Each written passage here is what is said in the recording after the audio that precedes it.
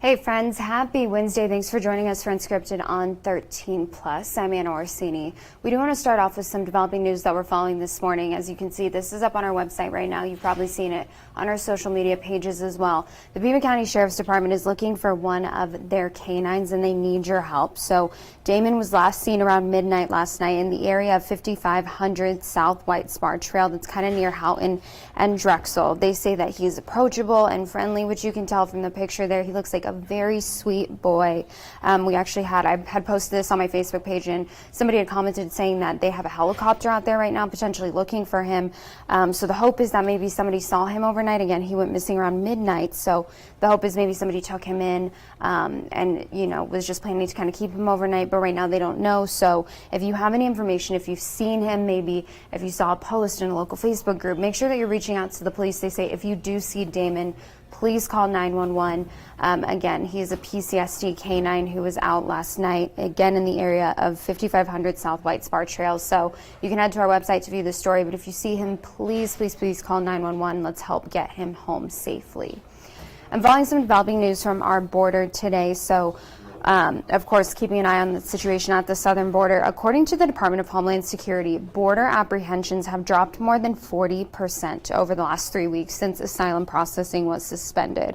The Border Patrol's average daily arrests over a 7-day period have fallen below 2,400.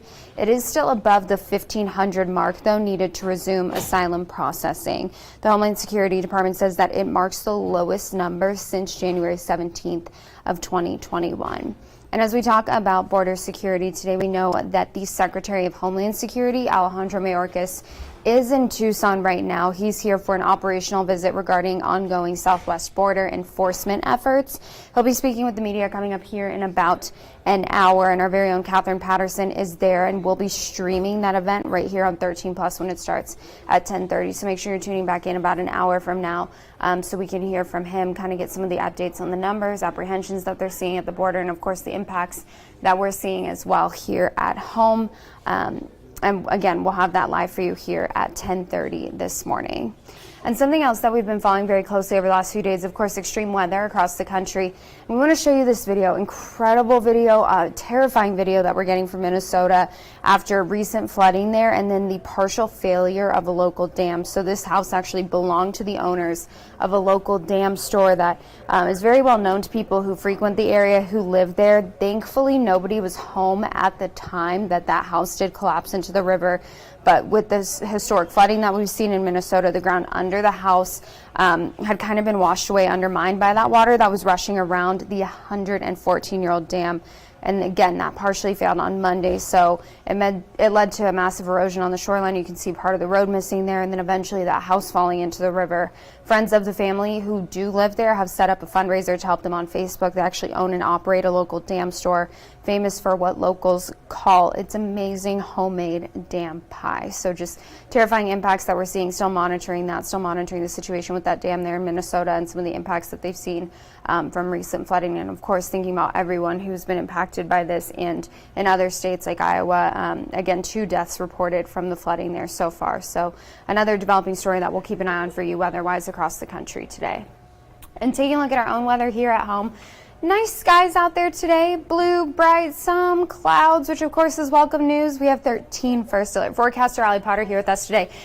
And we need those clouds because it makes such a difference. Because yesterday I left work and I was like, I hope it's overcast. I hope I don't, get scorched by the sun. Right, yeah. That was not the case. No. So hoping for some more cloud coverage and some more storms would be nice. That would be nice, right? A little bit of rain. We saw a little bit spotty if you were in like Pinal County yesterday, but not so much here, unfortunately. But today's another day. New opportunity. Yes. We do have a chance for rain at a 30%, but really we're just feeling muggy, Anna. That's like, bleh. Yeah. I'll take it if I don't have to, see the sunshine as much. Right. But it's like when it's hot, sunny, and humid. It's not the best combo at all. 93 though right now, so not too bad, but we are starting to definitely warm up though. Those clouds are definitely in the mix. Our dew points though have increased. 64 in the Tucson area, 66 for Benson, 63 in San Manuel. 64 for Bisbee, and 63 in the Nogales area. So the moisture is definitely here, and that is exactly why we are seeing some of those muggy conditions. Temp-wise, though, in the 80s if you're in Sierra Vista, Nogales 86, Marana 97, 92 if you're in Safford, 70s though for you in the Douglas area. We're going to really start to warm up though. 104 today, 105 on your Thursday, 104 by Friday, Saturday, 106 on your Sunday. The best chance for rain, by the way, will be this weekend. Our radar is dry, but dealing with some cloud coverage, so not exactly clear, but that's okay. We like to see it. A little spotty when it comes to moisture if you're in the Sells area, and then parts of Douglas.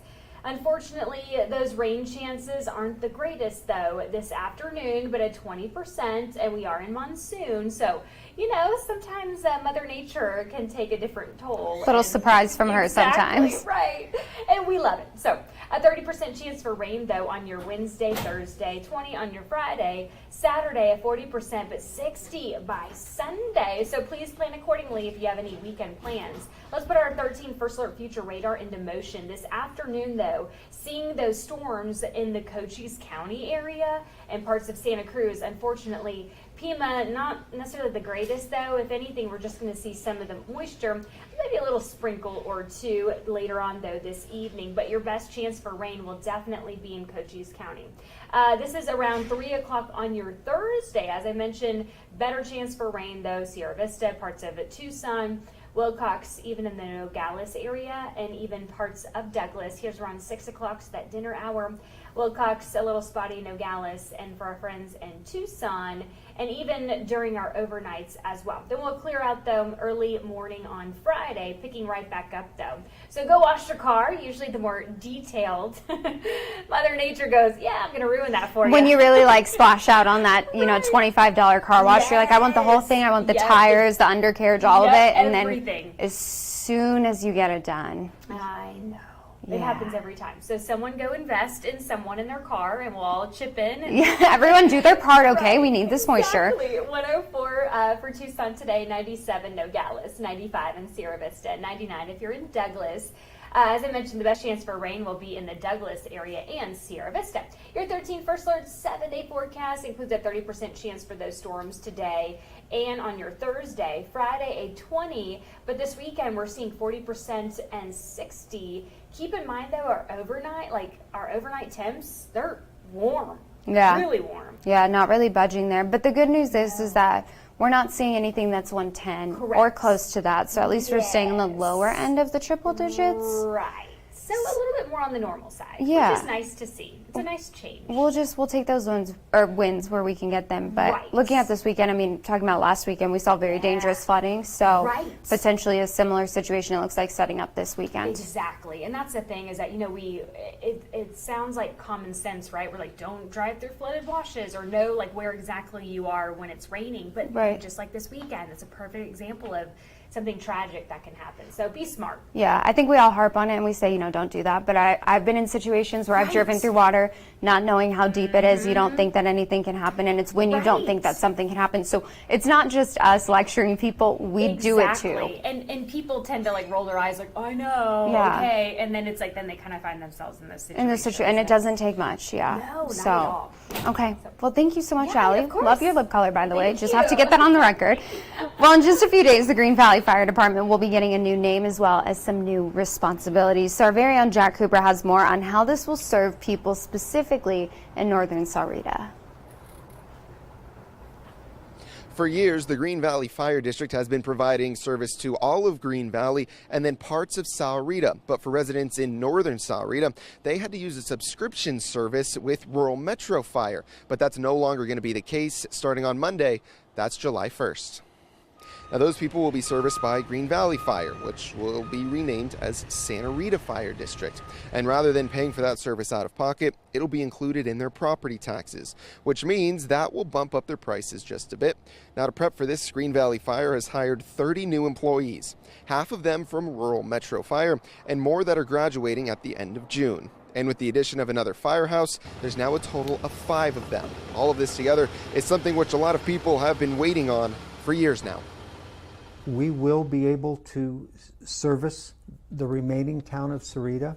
But internally, it's exciting because this will only mean more opportunities for our firefighters to promote, to move up, to experience other aspects of the fire service. Everyone is pretty excited about this.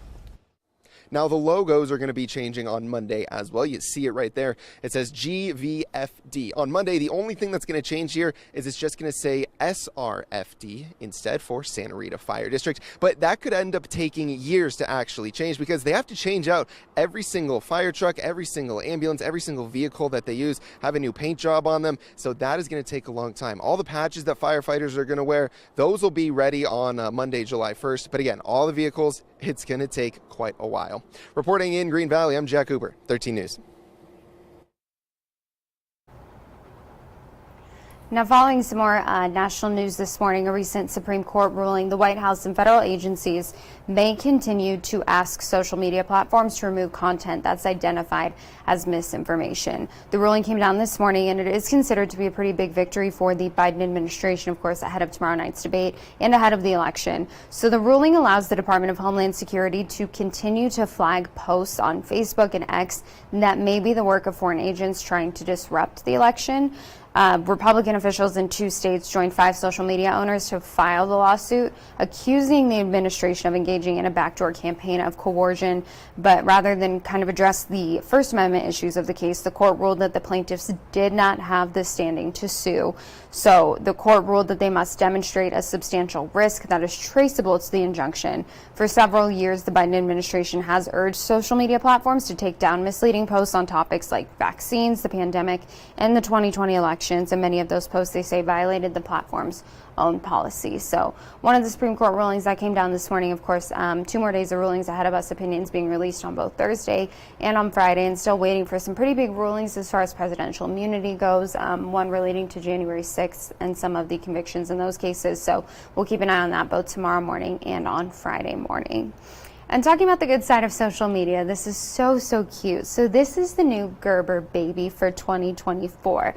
But what is so special about him, aside from how adorable he is the fact that he's from right here in Arizona. His name is Akil McLeod, who also goes by Sunny. His photo was submitted alongside a sweet story about how much joy he's brought to his parents' lives and how he's made their little family feel complete. The story also details how Sunny's very sunny disposition brings light to his parents' life. So his family will receive $25,000 from Gerber, and then the company will also match that prize with a donation to the March of Dimes maternal and infant health program. So congratulations to little Sunny. He's so cute and representing Arizona very well. So we just want to give a congratulations to him and his family. He's just the cutest little thing. And taking a look at another sweet story today. So this actually is coming out of Oklahoma. So there is a dog that lives on this golf course named Jack. That's Jack. And he is a watchful guardian of the golf course, the Canyons golf course. He's been doing that for 10 years, keeping an eye on the course, making sure that no birds get on the green, just, making sure the operations run smoothly there. And he's slowing down a bit as he gets older, likes to hang out in the clubhouse and just kind of keep an eye on the apparel there.